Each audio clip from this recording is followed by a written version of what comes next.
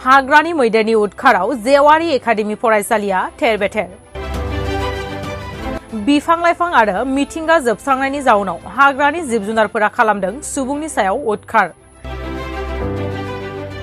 जायनि जाउनाव गुबुन गुबुन ओनसोलाव हाग्रानि मैदेरा सुबुंफोरनि सायाव अखमब्ला न' सिफायना गालांनाय, मानसि सिथारलांनाय खोनाफ्लेबाय थानाय नुनो मोनसै। बेबादिनो थांनाय हरावबो चिरांनि भारत-भुटान सिमना ओनसोलाव दादगारि हाथिसाराव थानाय गंसेल' बेसरकारि बर' बिजोंनि फरायसालि आम्बारि जेवारि एकाडेमिखौ हरनि समाव मैदेरा गाज्रियै थेर-बेथेर खालामलाङो। जायखौ बे फरायसालिनि सामलाय आफादजों लोगोसे फोरोंगिरि आरो ओनसोलनि रायजो-राजाफोरा गोथौ दुखु मोननाय फोरमायदों। लोगोसे सोलिफु सरकारनिसिम थेर-बेथेर जानाय फरायसालिखौ एसेब्लाबो मदद हरनानै फोसाबफिननो खावलायहरदों। नोंथांनि बे स्कुलाव थांनाय मोनायाव हाग्रानि मैदेर फैनानै न'फोरखौ थेर-बेथेर खालामदों होनना खोनादों। स्कुल न'फोरखौ माबायदि खहा जादों? ओरैनो जोंनि दादगारि दालाइसा दुलाराय बर' फरायसा आफादनि सिंनि नैबे आम्बारि जेवारि एकाडेमि बे स्कुलाव दिनै हरनि 2टासोआव फैनानै जोबोरैनो खहा खालामलांदों। मानोना जोंनि नैबे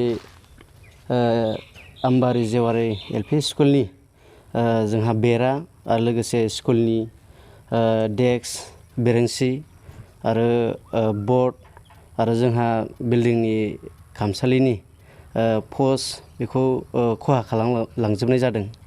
दा बेवहाय ओरैनो नैबेल' दाल' नङा, नैबे थांनाय हरावल' नङा, बे मासावनो खनथामसो फैबाय। दा बेवहाय इसेबां मानि खहा खालामलांनाय जायाखैमोन। नैबे थांनाय हरनिया खहा बांसिन खालामलांनाय जादों आरो। माबेसे बायदि फैदोंमोन? ओरैनो नैबे थांनाय हरनिया माब्रै माबासो फैनाय जादों। दा हरनि सम जोङो बेसेबां फैदोंमोन बेखौ मिथिजोबनो हाया। अबेबा हाग्रायाव थाखुमाबोयो। दा बेवहाय नैबे स्कुलाव फैनायाव माब्रै माबासो फैदों आरो। खहा जानायखौ लानानै सोरखारनिसिम माबा मोनसे खावलायगोन नामा? ओरैनो खहा जानायखौ लानानै जोङो नैबे जिहेथु जोंनिया फरेस्ट ओनसोलाव हिसाबै दा जोङो नैबे BTRनि जोङो मान होनो गोनां फरेस्टनि EM सार रन्जित बसुमतारी बिथांखौ जोङो खावलायनो सारो।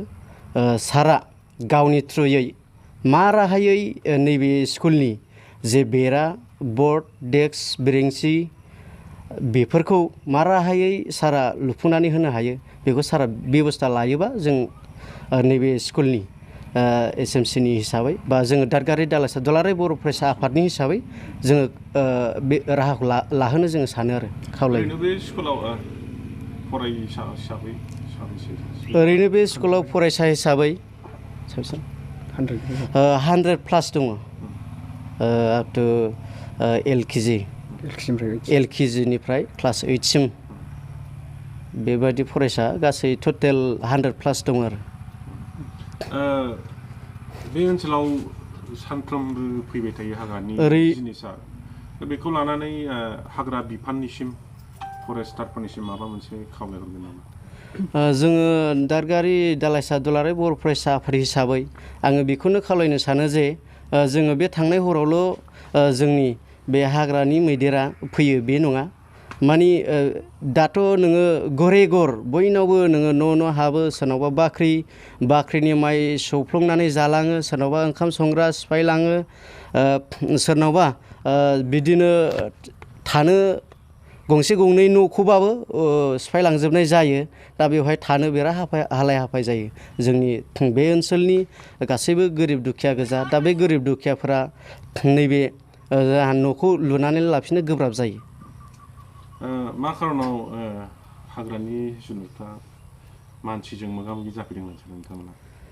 दाथ' जोङो बे खारना बेनो जाहैबाय जोंनि गासैबो सुबुं माहारिफ्रा गोबां हाग्रा ओनसोलखौ गासैबो जोंनि माखासे रायजो-राजाफ्रा बा सुबुं माहारिफ्रा माने थाखानाय हाखौ दोननानैब्लाबो माने हाग्राखौ सिफायनायनि सायाव जोंनि नैबे हाग्रानि मैदेरफोरा बे जोंनि गामि सिङाव बा गामि ओनसोलाव उतपात खालामदों होननानै जोङो साननो हायो आरो।